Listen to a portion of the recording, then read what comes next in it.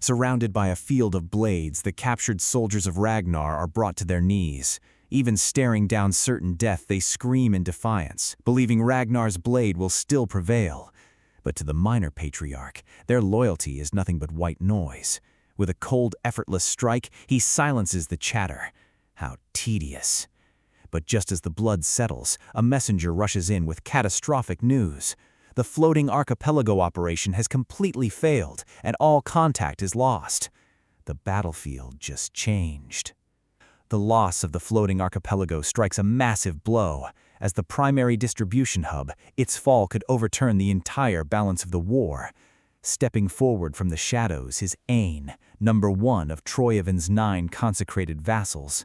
With chilling calm, he volunteers to clean up the mess himself. He views their fallen comrade, Noil, as nothing more than a defective product. But the Lord Minor Patriarch commands him to abandon it. The archipelago's immense capital has already been secured. The war itself is nothing more than a calculated diversion to draw their enemy's gaze. Looking over the blood-soaked battlefield, the Patriarch turns his glowing, piercing eye towards Ain. Engrave this into your mind. Our objective is singular. Everything is for him. The fall of the floating archipelago forces a desperate shift in the tides of trade. To survive, they must now rely entirely on the land, seizing the railway once operated by the Thesaurus merchant group. But as the pressure mounts, the cracks begin to show. Ragnar steps into the office, his presence cold and suffocating. The merchant leader sits sweating behind his desk, trembling under the weight of an unpayable debt. What an ungrateful thing to say, Ragnar notes, dismissing the brutal reality of their situation. But the merchant breaks. He looks at the terrifying crest on the wall and speaks with pure, unfiltered dread. I am grateful you freed us from Troyavon, but nothing in this world is free. With a single flick of your finger, only the invader's name would change. I will speak frankly. I fear you, Ragnar. I sometimes think we were safer drifting upon the sea. Ragnar listens to the merchant's sniveling complaints with an amused, dangerous smirk. But my view is the opposite. Because it was an island, the floating archipelago was the most dangerous. Its isolation meant it had no enemies, and thus it grew unfamiliar with battle. National defense cannot be solved by reliance alone. Even if it entails considerable risk, a nation must prepare itself.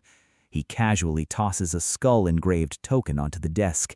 He mentions the archipelago's wyvern-like creatures and asks a piercing question. Do you happen to know Ragnar's White Dragon Squad? Right on cue, panicked alarms shatter the air outside the window. Emergency! Emergency! Sea serpents at the docks! All civilian sailors evacuate!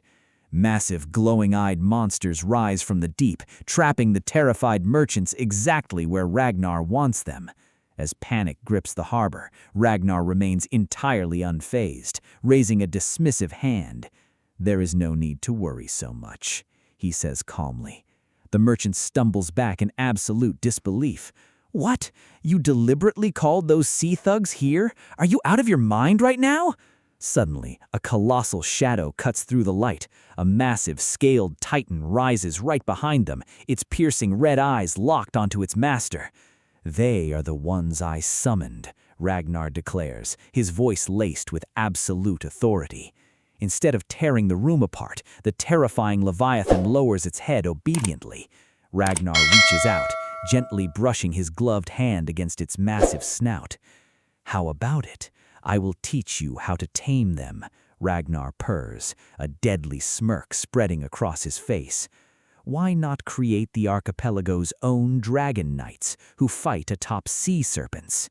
The merchant lets out a strained, terrified laugh, sweating through his collar. Ha! You really intend to ride them into battle? That sounds like a stage fit only for fairy tales. But down at the docks, the reality settles in. A whole pack of these apex predators maneuvers perfectly in unison, tearing through the waves. Like Ragnar's White Dragon Squad, Ragnar says, stepping out onto the wooden planks to look over his new armada. The unit name can be the Krimhild Order. One of the giant beasts glides forward, nudging the trembling merchant almost gently. Looking into the eyes of the monster, the merchant realizes the world has just changed forever. "It seems I have earned your favor," he whispers, completely captivated by the overwhelming power before him.